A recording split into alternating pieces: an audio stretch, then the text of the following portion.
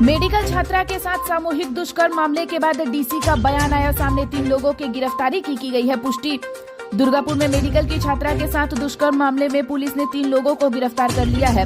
यह इस मामले की ताजा अपडेट सामने आ रही है, जहां डीसी ने खुद गिरफ्तारी की पुष्टि की है। वहीं इस मामले की जांच अब भी जारी है।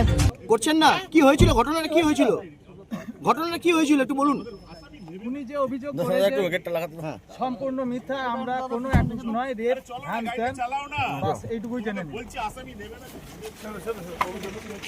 Detail any sir?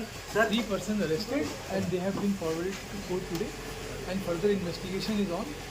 Everything is going according to all the protocol. All investigation is taking. Sir এই তিনজনের প্রত্যক্ষ প্রমাণ পাওয়া গেছে ওখানে? Everything is being done. সব কিছু করা হচ্ছে, সব কিছু ভালো করে দেখা হচ্ছে। 3 জনকে কোর্টে ফরওয়ার্ড করা হয়েছে, আজকে 3 জনকে অ্যারেস্ট করা হয়েছে। তদন্ত চলছে আর যখন যেভাবে হবে সব। স্যার সহপাঠী কোথায় আছে স্যার? স্যার সহপাঠী তাকে রিটার্ন করে